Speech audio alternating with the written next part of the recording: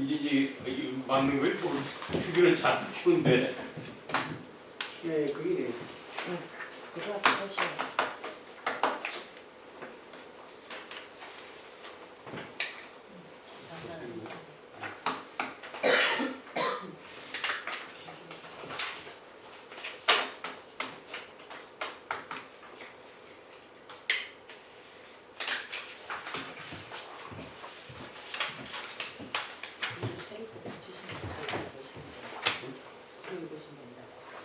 이게 예, 그거다 보면 진짜요. 올 가로 열고 울산은 2025년 가로 닫고 2월 10일은 시원흥에서 수필 개강이 있었다. 그런데 개강 며칠 전부터 K 교수가 당일 오후 3시부터 같은 문학관에서 시문학을 개강하고 강의한다며 번차로 모시겠다고 내내 전화가 왔다. 하지만 10시에 한판한 교수님의 수필 수업 개강이 있지 아니한가. 이 때문에 수업 전날 가로 열고 2월 10일 가로 닫고 저녁 무렵에 전화로 차초 지정을 말하고 먼저 출발하겠다며 상황을 알렸다. 그리한 후 스마트폰 덮개를 닫으며 참 코가 끼어도 단단히 끼었어 라고 혼잣말로 중얼거리며 뒷무시 웃었다. 아마도 김 교수는 본인의 멋진 강의를 친하게 지내는 나에게 자랑하고 싶었으라 생각하자 영문도 모르는 행복한 미소가 입가에 번지기 시작했다. 예, 여기서요. 그냥 을사년 2025년 이렇게 하면 을사년 2025년 세 개가 같은 표현입니다. 그래서 올이라는 것도 2025년을 얘기하고 을사년도 2025년을 얘기하고 2025년이거든요. 그래서 그냥 지난 2월 11일 구태여 필요하실 2025 가로놓고 시완읍에서 수필 교실을 개강했다. 그런데 개강 며칠 전부터 같은 부산에 거주하는 김 교수가 당일 오후 3시에 같은 문학관에서 시문학을 강의한다며 본인 차로 모시겠다고 몇 차례 전화가 왔다. 하지만 그에 앞서 10시 한파람 교수의 수필 교실의 수업이 개강된다. 이 강의에 참석하기 위해 수업 전날 저녁 무렵에 전화로 자천 지정을 말하고 먼저 출발하겠다고 양해를 구했다. 그렇게 김 교수에게 연락을 취하고 나서 스마트폰의 덮개를 닫으며 참으로 코가 끼었어도 단단히 끼었어 라고 혼잣말을 하다가 나도 모르게 미간에 웃음이 번졌다. 결국은 우리 스님은 김 교수님 때문에 여기 오시면서 이제 이것까지 하신 겁니다. 그러니까 1년에 코가 껴도 정말 단단히 끄고 계셨네요. 하셨다. 아마도 김 교수는 본인의 멋진 강의를 자별하게 친하게 하는 것보다는 자별하게 하는 게 조금 나을 것 같아서 지내는 나에게 자랑하고 싶었던 게 아닐까 라는 생각에 이르자 부지불식간의 입가에 미소가 번졌다. 자, 여기서요 원래 스님이 한 거 보면은요 여기에 똑같은 분이죠. K 교수, 김 교수 이렇게 해놨는데 이걸 하나로 바꿔 통일을 시켜버렸습니다. 그냥 K 교수, 김 교수 두 개를 하면은 좀 우리가 글을 쓰다 보니 흔히 이런 경우가 많아요. 어떤 때는 제가 써도 그래요. 예를 들어서 아버지라고 하다가 아버지 늘 쓰니까 당신으로 했다가 또 뭐라고 했다가 또 선친께서 했다가 같은 표현을 자꾸 다른 걸로 이렇게 바꿔서 헷갈리게 하는 경우가 있거든요. 그런 거 참고하는 거고요. 그 다음에는요, 제가 여기는 그냥 한번 읽겠습니다. 그 다음 문단은요, 별로 여기 고칠 게 없었어요. 보세요. 그 다음 페이지요. 시완흥 문학관은 창원시 성산구 대원 등에 자리하고 있다. 그곳에 가려고 시동을 걸면서 에마 투리스모의 계기판이 눈에 들어왔다. 그런데 유량계의 눈금이 바닥을 치고 있었다. 거창에서 면세유를 타다가 창고에 보관하고 있었다.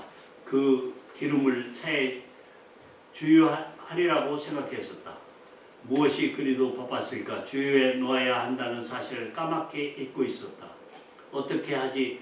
라고 발을 동동 구르다가 문득 단걸로 다니는 부산진역 위에 있는 S51 주유소에 가서 기름을 넣는 게 편리하겠다 싶었다. 그런데 문제는 빙 둘러가는 길이 마음에 내키지 않아서 에마의 채찍질을 하기가 망설여졌다. 하지만 막상 주유소에 가서 주유한 후 수성 터널과 백영산 터널을 지나 터널을 타자 오히려 항시 다니던 부덕 터널을 거쳐 가는 길보다도 빠른 것 같다. 이런 데 보면 거의 고칠 게 없었어요. 그냥 그 한두 군데 조금씩 그저 표현만 바꿨고 문장을 긴 건 짧게 잘랐을 뿐입니다. 이제 이런 데서 바로 이제 오래 쓴 분들이 저기가 묻어나는 거죠. 그 다음은 좀 한번 읽어봐 주세요. 문학관을 열자 하는. 예, 문학관의 문을 열자 교수님이 동공 안으로 들어섰다. 다음은 시완의 문학기의 편집자인 H 시인도 눈빛 영상에 촬영되었다. 그리고 문학관 관장님 등 수강생 몇몇이 미루와 있다가 하당 연기하듯이 반갑게 맞이해주는 바람에 유유상종의 예수에 취해 눈시울이 뜨거워지려고 했었다.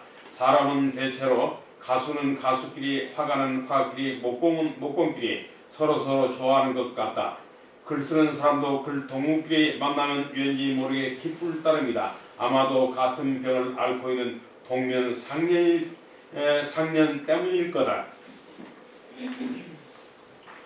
자, 이제 그 거기서 이제 이렇게 좀 바꿔봤습니다.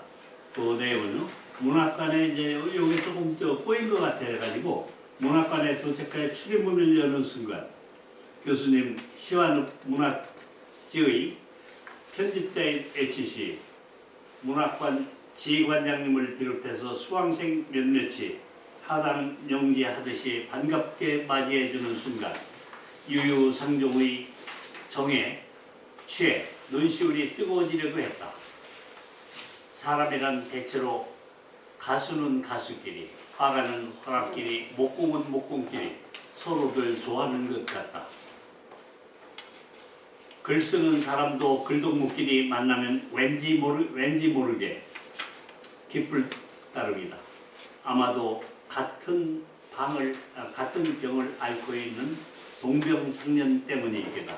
거기서 앞에 앞부분 빨갛게 한 거는 조금 표현을 조금 바꿔봤습니다. 그냥 그거고요. 그 다음에 이윽고 거기서부터요. 이윽고 수업이 시작되었다. 교수님은 수업에 앞서 각기 자신을 소개하는 인사를 갖게 했다. H 선생은 대학에서 철학을 공부하고 고등학교 선생님을 역임했단다. 정년 퇴직하고 시완업의 문학지를 맡아서 편집하고 있다. 수필 수업을 수강해 두었다가 시완업의 후일을 대비할 모양새다. 보석은 묻혀있어도 빛나기 마련이다. H 선생님은 시완업의 보물이다. 그리고 멀리 세종시에서 KTX 열차를 타고 창원의 문학관까지 수필 수업을 받으려고 온 글동무도 있었다. 이분은 몸이 으스러지듯이 아프다고 했다. 생로병사를 그 어떤 자가 피할 수 있을까? 꽃이 피면 이윽고 시들고 태어난 자는 마침내 숨을 거두고 저승길을 걷는 것이 우주의 법칙이다. 이 같은 생로병사의 고통을 한 송이 꽃으로 승할 수 있다면 이것이 최상의 수행이지 싶다. 불교의 금강경에 석가모니 부처님께서 내가 과거 전생에 가량의 몸이 베어지고 찢길 때 내 몸이 나라는 생각이었다. 또한 가량이 남이라는 생각이었다. 마디마디 사지가 찢기고 끊길 때 모든 상 가로 열고 보습 가로 닫고 모든 상이 빈 상태였다. 가로 열고 빌공 가로 닫고 상태였다. 이런 까닭에 최고 이상 경진 불타의 정각 지혜를 성취할 수 있었다라고 설하고 있다. 여기서요. 이 문단 중에서 문단이 너무 길은 것 같아서 저는 두 개로 나눴는데 뒷부분은 뭐 별로 고칠 게 없다고 봐졌고 앞부분에 그 문장을 조금 바꿔봤습니다. 그 앞부분에 이윽고 수업이 시작됐다 이런 거를 수업이 시작되었다. 수업에 앞서 참가자 자신을 소개하는 시간을 갖게 했다. 먼저 H 선생님은 대학에서 철학을 전공하고 고등학교 교사로 역임했단다. 정년 퇴직하고 시완업 문학지 편집을 맡고 있다. 앞으로 시완업 수필반 수업을 맡아 끌어나갈 계획인 것 같았다. 보석은 묻혀 있어도 빛나기 마련이다. H 선생님은 시와 늪에 드러나지 않은 잠룡으로 여겨졌다. 그리고 멀리 세종시에서 뭐 이제 이렇게 했고 나머지는 별로 차이 없습니다. 요 빨갛게 한두 자씩 고쳐놓은 거는 표현만 좀 바꿨을 뿐입니다. 그 다음에는 저 다른 거는 뭐 저 별로 그 다음 한번 읽어봐 주시죠. 예.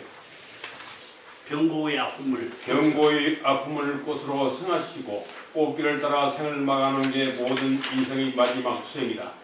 이 아픔에 원망, 절망, 미련, 징후, 서름이 들어온다면 죽음이 더는 꽃길도 아니고 꽃도 아니다. 하지만 아픔을 문학으로 승화할 수 있다면 이보다 아름다운 꽃이 있을까? 여기는 제가 고칠 게 없다고 생각을 했고 그 다음 그 문장에 원래는 그 다음 습줄이죠. 한 글동문은 네. 했는데 여기서 저는 또 다른 글동문은 요걸로 좀 바꿔서 한을 또 다른 걸로 바꿨고 나머지는 그대로고요. 그 다음에 이제 읽을까요? 예. 교수님이 강의한 내용이다. 수필은 김광섭 1905년에서 1977년 김광섭이 1. 북가는 대로 쓴 글이다. 2. 무형시다 라고 정했던 것처럼 내용상에 그 어떤 제약도 없는 자유로운 글이다 라고 했다. 하지만 수필은 기본 형태를 지킴이 좋다는 강의했다. 기본 형태는 서두, 정계, 결미다. 이러한 기본 형태를 지키지 않으면 애써 쓴 수필이 신변잡기가 될 소지가 타분하다고 말했다.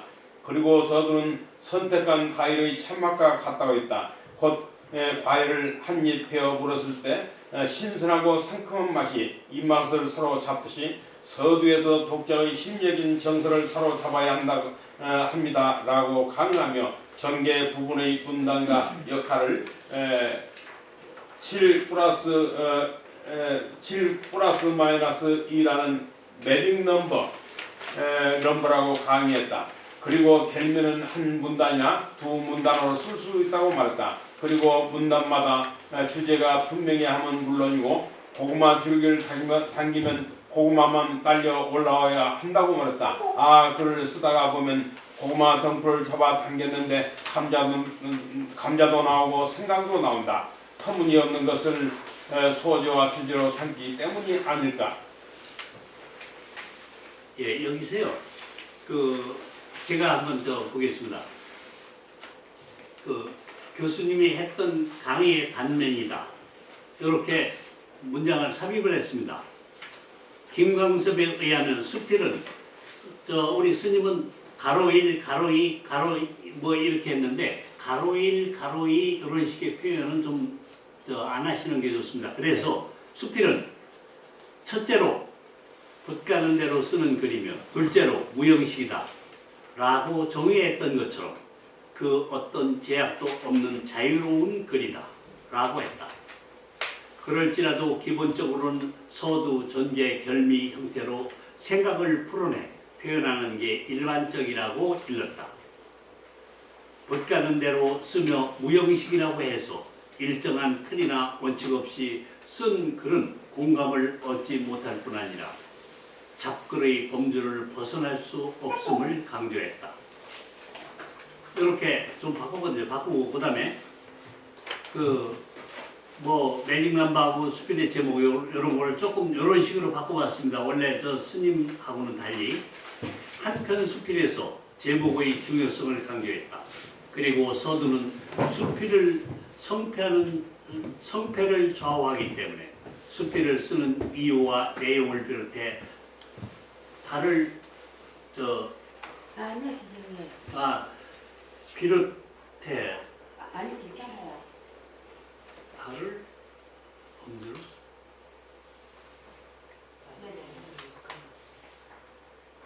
어디서 오세요?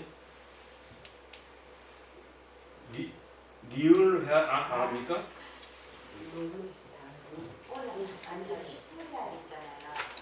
그래서 달을 범주를 요약해서 뭐 이렇게 잘못해놨네요.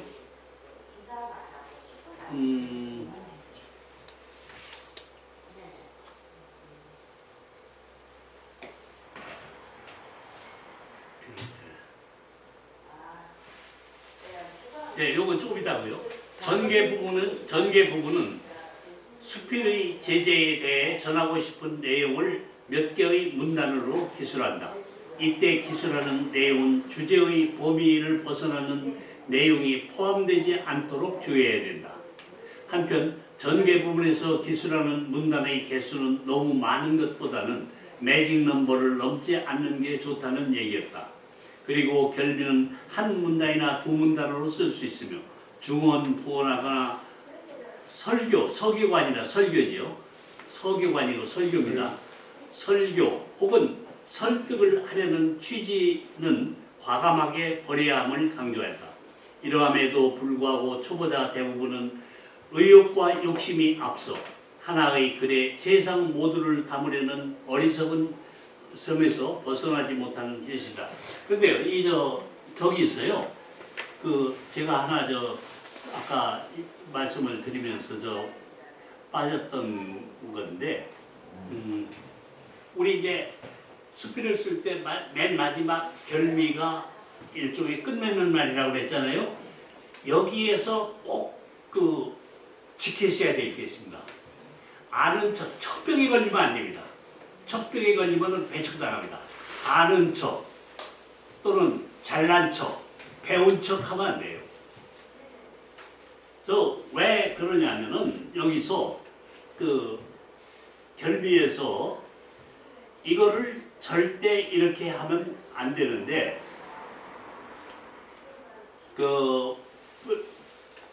그래서 이제 아는 척 뭐 이렇게 해서 하는 거 척병에 걸리면 안 된다고 했는데 이거는 한마디로 얘기하면 다른 말로 얘기하면 흔히 우리가 무슨 애들한테 무슨 말을 한다든지 할 때는 교훈 같은 얘기를 하려고 해요. 수필을 써도 어떤 분들은 뒤에다 교훈을 쓰려고 해요. 무슨 교훈되는 말? 교장 선생님의 훈화, 뭐 무슨 목사님의 설교 같은 결말을 맺지 말아라. 왜? 읽는 사람들이 이 쥐가 뭔데? 하고 뭐를 해버리냐면은 배척하려고 하는 게 강합니다. 그래서 결미에서 훈화 또는 설교 쪽에 결미를 맺지 말아라. 가끔 보면은 저도 꼰대스러움이 많은가 봐요. 손주하고 얘기하다가 할아버지 여기까지만 얘기하세요. 요거는 좀 아닙니다. 라고 고삼짜리가 얘기를 해요. 그래서 이 녀석이 뭐 평소에 아무것도 안 하고 그래서 저기 하는 줄 알았더니 상당히 생각하는 건 깊어요. 예를 들어서 저는 공부 안 한다고 굉장히 막 얘기를 하거든요. 공부 그렇게 하면 안 된다고. 그런데 밖에 나가서는 바보는 아닌가 봐요. 고등학교 1, 2, 3학년 동안 지금 3학년인데 저희 반에서 반장을 하는 걸 보면은 친구들한테 믿기 보였으면 반장 안 찍어주거든요. 그게 하는데 그런데 문제는 반장이 됐다고 한 번도 집에 와서 얘기한 적이 없어요. 1학년 때는 반장이 해놓은지 몰랐는데 1학년 지나고 제 바인더를 슬쩍 어떻게 하다 보니까 바인더 속에 임명장이 있더라고요. 야 이게 너 뭐냐 그러니까 반장이 했어요. 그래. 야 그러면 할아버지한테 얘기하지. 그러면 용돈이라도 좀 주지. 그랬더니 별것도 아닌데요 뭐. 그걸로 생각하면 상당히 생각을 한다는 얘기죠. 그리고 2학년 때도 얘기 안 하더니 3학년 때도 몰랐어요. 몰랐는데 제 친구들이 몇 놈이 오더니 야 반장이 그러더라고요. 그래서 야, 너 걔들 가고 반장 되냐 그러니까 그거 뭐 누군가는 하는 건데 뭐 별것도 아닌데 집에 와서 뭐하러 얘기를 해요. 그런데 공부를 안 합니다. 그래서 이제 설교를 하다 보면은 꼭 마지막 얘기를 하다 보면 마지막에 후라를 하잖아요. 절대 수필에서 이런 거 하지 마십시오 하는 얘기입니다. 자, 그 다음에 그쪽에 이제 그 다음에요. 저거 한번 봐주세요. 대체로 여기 한번 읽어봐 주세요. 대체로 수필이란 어떤 글일까? 피천득은 수필이라는 글에서 수필은 청자 연적이다. 수필은 난이요 학이요 청취하고 몸몇이 날렵한 여인이다 라고 문해적으로 형상화하여 서술하였다. 부연하자면 수필은 천의 무봉이다. 하늘나라 사람의 옷은 바느질 자국이 없다는 뜻으로 수필은 꾸며낼 값이 자연스럽고 아름다우면서 완전 무기라고 흠잡을 데가 없어야 수필다운 수필이란다. 이러한 수필의 왕도가 있을까? 수필의 왕도는 없다. 좋은 수필을 쓰는 데는 다독하고 다작만이 길이요 생명이다. 수필 쓰기가 이러한데도 자칫 잘못해 척병에 걸려 아는 척, 잘난 척, 잘 쓰는 척 폼만 잡는 얼치기 수필가가 된 것은 아닐까. 그리고 교장 선생님들처럼 훈화만 늘어놓는 수필을 쓰고 있는 게 아닌지 모르겠다.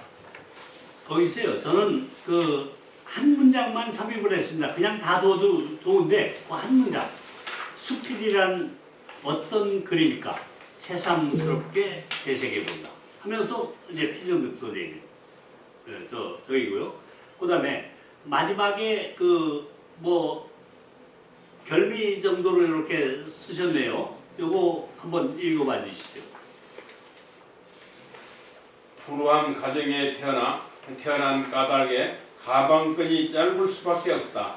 차제에 신경을 써서 수필에 대한 강의를 빈틈없이 받아볼 계획이다. 나에게 문학관의 수필 수업은 학교의 수업과 같다. 중학생이나 고등학생쯤 되어 국어 시간에 수필 수업을 받는 게 아니랴. 성적표는 형편없을지라도 형설 지공의 금자탑은 높이 쌓을 수 있지 않으랴. 예, 여기서 저는 그냥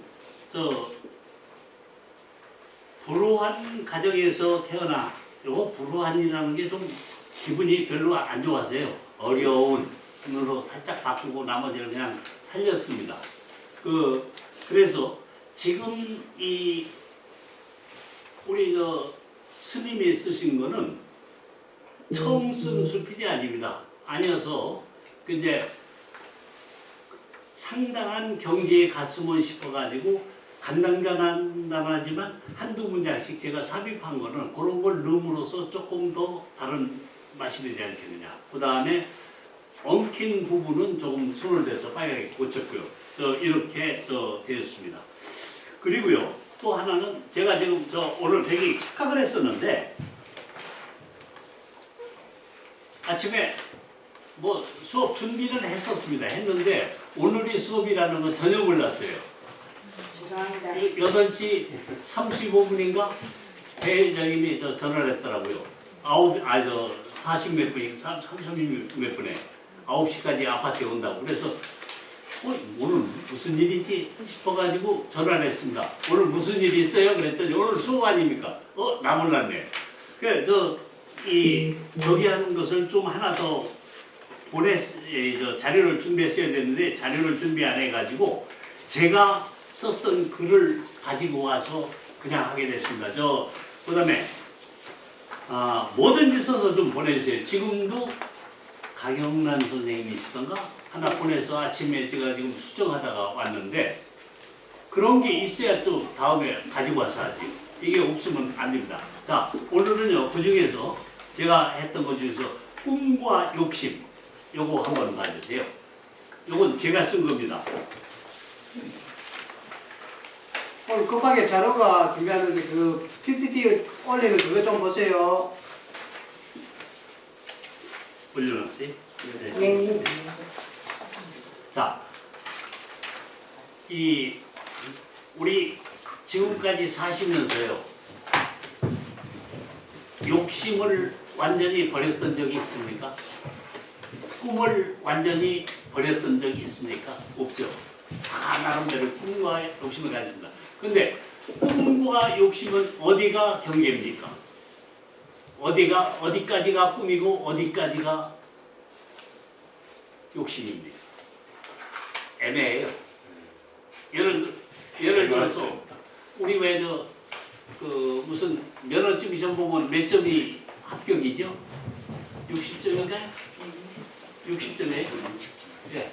그러면 60점이면 합격이고 59점이면 떨어지는 거예요. 이렇게 정해진 게 있는데 우리 세상 살다 보면은요 애매모호한 게 있습니다. 자, 만족스럽다? 지금 우리 여기 한 10명 정도가 앉았는데 똑같은 돈을 지금 한 다발씩 갖다 줬습니다. 한 100만 원씩 지금 저 일일이 돌려줬어요. 근데 어떤 분은 야 이거 나 100만 원 줘 이거 너무 많네. 근데 어떤 분은 이게 무슨 나를 거지 취급이야? 어? 줄라면 한 몇십억 줘야지. 그럴 수도 있고 같은 거예요. 예를 든다면 이런 예가 되는지 모르겠는데 왜 급식을 하죠? 중고등학교에 초중고등학교에. 근데 초중고등학교에 저는 무조건 다 급식을 하는 거 반대하는 사람입니다. 잘 사는 놈들은 먹지 말아라 이게요. 근데 걔들은 집에 가서 뭐라고 하는지 아세요? 걔만 먹고 왔다고 그래요. 밥 먹고 왔다고 안 하고요. 전에 한번 이재용 씨가 있죠. 삼성에 회장하는 이재용 씨가 이혼을 했죠. 이혼을 했는데 그때 그 어디서 한 말 중에 하나 생각나요. 우리 아이도 라면을 맘대로 먹을 수 있었으면 좋겠다. 우리 아이도 이재용네 집에서 라면 처먹을 일이 없어요. 그런 놈한테 학교에서 라면 끓여주면은 이 개밥 줘서 저 먹기 싫은 거 먹었다 그럴 거 아니에요. 그 얘기하고 똑같은 게 코로나 앓는다고 전 국민 30만 원씩 준다, 25만 원 준다? 아니 재벌들이 35만 원, 25만 원 받으면 이게 무슨 개밥값도 아니고 이거 저 왜 줬느냐고 하는데 그것만 가지고도 감지도 없게 눈물을 흘리는 분이 있어요. 월세방에서 방 한 칸에서 끼니를 굶어가는 사람. 마찬가지로 이게 꿈과 욕심은 제가 볼 때는 저기가 없습니다. 정확한 그 분리하는 이 저기가 없어요. 자, 그런 의미에서 봐주세요. 과부족을 정확하게 구분지을 잣대나 저울이 있을까? 넘친다, 모자란다. 이게 우리 저울 중에 제일 섬세한 저울을 왜 뭐라고 합니까? 그 저울 이름을 금을 다룬다든지 이런 거 다룰 때 천칭이라고 하죠. 천칭. 예, 보통 우리 집에서 체중되는 거 거기다 금을 올려놓고 이게 몇 그램 얼마 안 나타나잖아요. 근데 어찌됐든 이 세상에서 과하고 넘쳐나고 부족한 정확한 저울 잣대가 있으니까 애석하게도 계량화나 개수화가 불가능한 일이나 개념의 문제에서 특히 그 적정성이 애매모호에 혼란을 겪는 경우가 허다하다. 이게 특히 동양에서 심해요. 서양 문화라는 건요, 서양 과학이라는 건 모든 게 계량화 개수화입니다. 그렇기 때문에 서양화는 뭐가 발달했느냐면 박스가 발달했고 가방이 발달했습니다. 가방에다 넣고 다니면 돼요. 규격화됐으니까 전부 들어가면 됩니다. 박스 크기에 따라서 들어가면 돼요. 그 동양 문화는요, 감의 문화하고 느낌의 문화입니다. 자, 잘해줘. 잘해준다는 것도 사람에 따라 다 달라요. 많이 줘. 어떤 사람은 한 숟갈만 줘도 많이 줬다고 하는데 어떤 사람은 한 말을 갖다 줘도 웃기는 소리야. 이게 내가 그지야? 이렇게 하거든요. 그 마찬가지로 동양의 문화는 느낌의 문화하고 가매문화이기 때문에 계량화 개수화가 안 되는 경우가 많습니다. 그래서 옛날 양반들의 그 표현을 의하면 대개 올해 몇 석이나 추수를 하셨습니까? 그러면은 대충 만석은 했을 거야. 제발 이거 안 해봤잖아요. 그 다음에 돈이 왜 특히 시골에 가면은요 선산이라는 게 있으시죠? 선산에 가시면요. 근데 선산에 갔을 때 정확하게 어느 골짜기 어디까지가 내 산이고 남의 건지 아십니까? 모릅니까? 몰라요. 그냥 대충 시골 가서 물어보면 저쪽 산 꼭대기에서 이쪽 산 골짜기가 우리 산. 실제 이제 청량을 해보면요 한참 남의 땅이고 한참 내 땅이 저쪽으로 가고 있고 그래요. 아직도 시골에 가서 집을 지으면 아랫집 위집하고 청량을 해보면은 아랫집 안방이 윗집 땅입니다. 이런 게 많거든요. 계량화 개수화가 안 되고 가매문화 느낌의 문화이기 때문에 서양은 가방의 문화인데 동양은 보자기 문화입니다. 동양은 보자기 문화? 보자기 보세요. 보자기라는 건요 큰 거 작은 거 다 싸가지고 둘러매고 갈 수 있어요. 근데 가방은 안 됩니다. 제가 여기 30년 돼서 떨어져서 집에서 밖으로 생겨가는데 그지 같다고 하는데 전 좋아요. 이게 한 30년 지나고 했으니까요. 막 떨어졌잖아요. 무슨 가족입니까? 자, 제가 요 가방을 가지고 다니면요 요거에 맞는 거 아니면 못 넣고 다닙니다. 그게 서양 문화예요. 동양 문화 보자기 보세요. 보자기는 물건만 싸우는 게 아니라 이놈무게 이제 잘못하다 보니까 보점 됐어요. 여자들도 저 마음에 맞는 저 혼자 사는 보점도 해옵니다. 예? 이런 식으로 돼 있기 때문에 불가능한 일이 애매모호한 경우가 허다하다. 이러한 관점에서 선인들의 선견지명이었으니까 정도를 지나치면 미치지 못하는 것과 같다는 평범한 사실을 일깨움이 과유불급이다. 하지만 과함과 모자람의 경계나 기준이 사람이나 경우에 따라 들쭉날쭉해 야기되는 갈등과 혼란의 문제는 어제 오늘의 일이 아니다.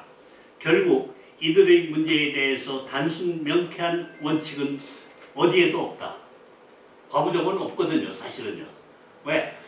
같은 나라고 해도 기분 좋을 때, 기분 나쁠 때 왜 이런 거 있죠. 대부분 여기 전부 가정을 가졌죠. 평상시에는 마누라가 하는 얘기가 별로 꼬깝지 않은데 기분 나쁠 때 한마디 하면은 괜히 화가 나서 왁 하고 한번 합니다. 근데 그 얘기를 듣는 와이프들은 좀 미쳤나? 평상시에 늘 쓰던 말인데 오늘은 왜 저렇게 화를 내? 이게 바로 이런 거예요. 단순한 원칙이 없습니다. 자, 그 다음에 이제 요거에 대해서 이제 지금 풀어 쓴 겁니다. 좋은 점이나 착하고 훌륭한 일을 높이 평가 또는 그런 말이 칭찬이다. 따라서 정당한 칭찬이나 격려는 적극 권장하고 때로는 널리 알리는 게 바람직하다. 그렇지만 아부성이 결부되면은 빈축과 조롱의 대상으로 전락한다.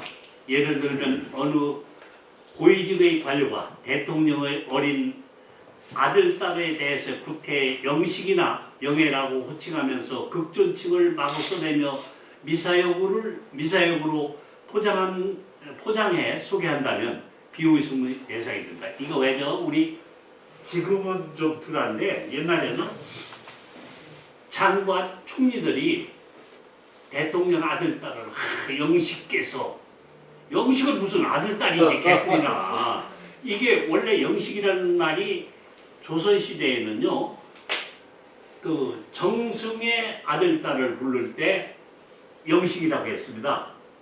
왜? 임금은 왕자가 있고 대군이 있지 않습니까? 그래서 최고의 정승의 아들, 딸이 영식이었어요. 영식 영예입니다. 그런데 이제 지금 이제 대통령이 되니까 언제까지 영식이라고 했냐면 제가 알고 있기는 노태우 대통령 할 때까지 영식 얘기했어요. 또 했는데 이제 이렇게 호칭하는 거. 결과적으로 속이 뻔히 들여다 보이는 언사는 과찬이 분명하기 때문에 비례로서 칭찬도 많이 하면 예가 아닙니다. 아첨배의 비루한 말장난쯤으로 여기고 넘어가게 마련이다. 원래 칭찬이라는 말은 긍정적인 개념이지만 본뜻의 영역을 벗어나는 경우는 숱하게 많다. 이런 이유에서 칭찬의 참뜻을 훼손하지 않고 진정한 축하나 격려를 위해 적정한 경계를 찾는다는 것은 매우 어렵다. 이런 것들이 저기죠. 그 다음에 흔히 젊은이들에게 남을 존중하고 자기를 내세우지 않는 태도가 있음을 뜻하는 겸손을 주문한다. 비록 남보다 뛰어나며 알미 많고 지혜로울지라도 겸손해야 한다는 철학이 우리 도덕의 근간이다. 제가 얼마 전에 어떤 택시를 탔었는데요. 택시 운전을 하시는 분이 키가 조그만하고 생긴 게 참 미남은 아니에요. 어디로 봐도. 근데 말씀하시는 게 굉장히 저기 하더라고요. 그래서 전 비교적 누구를 만났을 때 하대말을 안 쓰는 사람이거든요. 그러니까 그분을 상당히 근데 선생님 뭐 이렇게 했더니 하는 얘기가 내가 저보고 뭐 하느냐고요. 이제 어떻게 해서 저 수필을 쓴다는 얘기까지 나왔어요. 뭐 안 할 수가 없는 얘기가 돼서 했는데 이분이 하는 얘기가 산문은 어떻고 운문은 어떻고 그냥 달통해요. 그러니까 수필을 쓴 나보다도 더 설명을 잘 하시더라고요. 그래서 그러시냐고 그래서 선생님 참 그 책을 많이 읽으셨다고 그러니까 책 좀 한 권 달래요. 그때 책이 없었습니다. 없어서 그냥 명함을 한 장 주고 죄송하지만 제 이름을 인터넷에서 치면은 인터넷도 많이 본대요. 치면은 책이 나오니까 한 권 사보십시오. 지금 책이 없으니까. 그랬더니 알겠다고 내가 사보겠다 하면서 내가 하는 얘기가 우리 아들이 둘인데 나는 택시 운전사이기 때문에 뭘 가방끈이 짧아서 많은 얘기를 못한다. 단 애들한테 두 놈한테 한 얘기가 있다. 겸손해라 항상. 겸손해라고 했는데 그 양반 아들이 제가 볼 때 깜짝 놀랐어요. 큰아들은 미국 가서 박사학위를 해왔고 작은 아들은 독일서 박사를 해서 둘 다 대학 교수예요. 교수인데 지금 이제 큰아들이 이제 한 40대 얼마 됐더니 다음번에 학장 정도 된다고 합니다. 그래서 그러면서 나보고 하는 얘기가 학장을 애들인데 해도 되냐고 그래서 그거는 대충 부교수 그 끝무렵에서부터 정교수 막 된 사람들이 하고 늙은 사람들은 안 합니다. 사람들은 학장이 아주 큰 걸로 생각하는데 그건 일종의 저 동네 반장 돌아가서 하는 거하고 똑같습니다. 그거 뭐 별거 아닙니다. 정교수가 더 높지 학장이 높은 게 아닙니다. 따지고 보면. 그랬더니 그분이 하는 얘기가 정말 바른 얘기였어요. 애들한테 내가 가방 끄지 않으니까 많이 얘기 못했는데 항상 겸손해라. 그거보다 더 좋은 교육이 어딨습니까?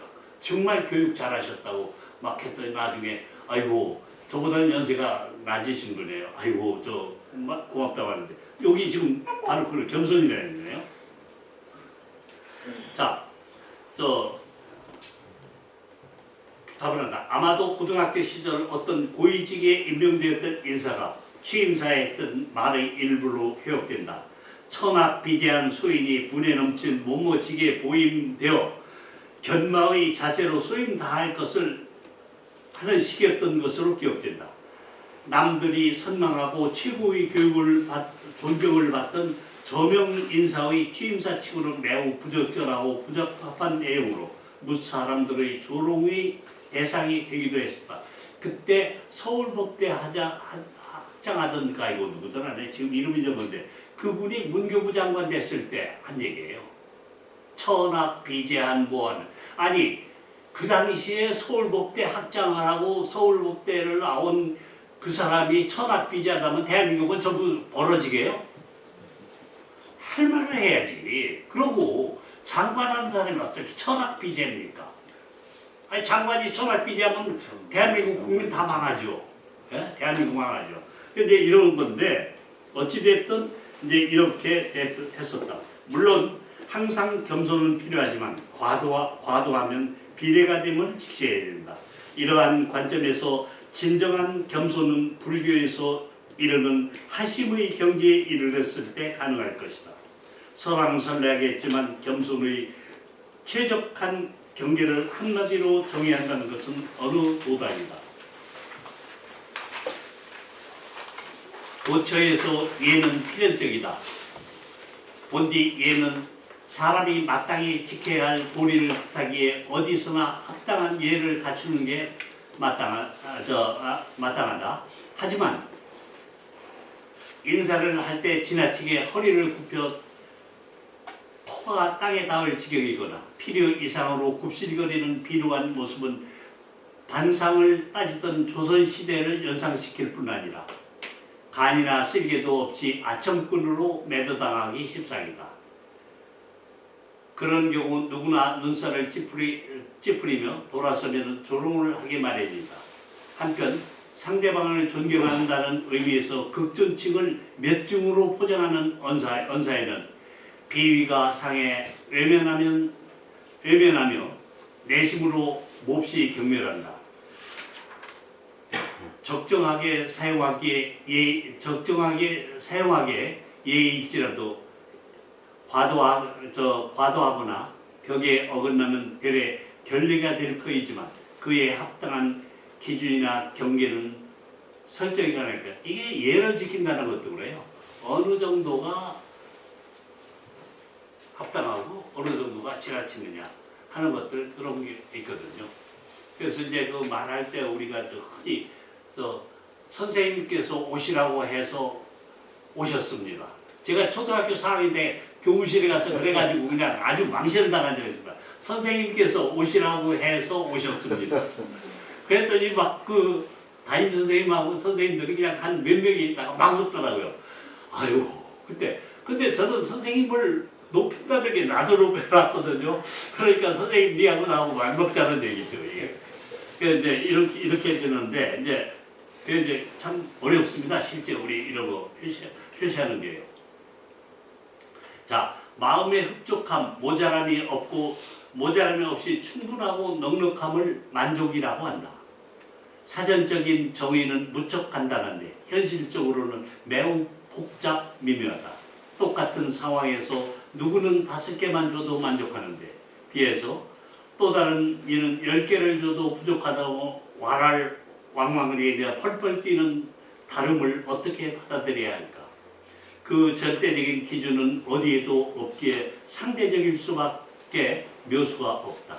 보편적인 관점에서 충분하다고 여겨지는데도 가외로 더 많은 것을 요구하는 경우가 탐욕이다. 그렇다면 너나 없이 탐욕에서 자유로울 수 있을까? 진정 만족의 의미를 제대로 깨우친다면 탐욕은 설 자리가 없음에도 말이다. 글쎄요, 이제 이런 얘기를 하면은 저도 굉장히 속으로 참 나도 속물에서 조금도 못 벗어나 있다. 이제 요번에 우리 뭐가 있습니까? 화마가 지나가서 엄청나게 많이 탔죠.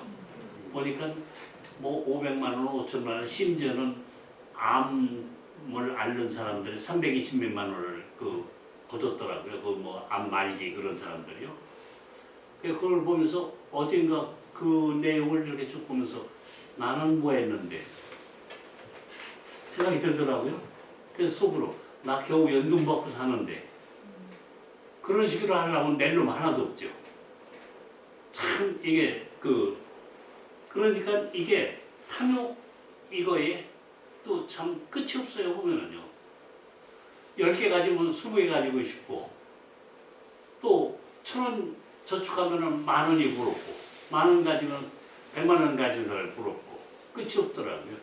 이런 건데요. 자, 삶에 얽힌 물질이나 정신적 업보를 버리지 못해 잔뜩 이고 지고 가면서 과도에 휘청대며 허우적거리는 게 우리네 인생이다.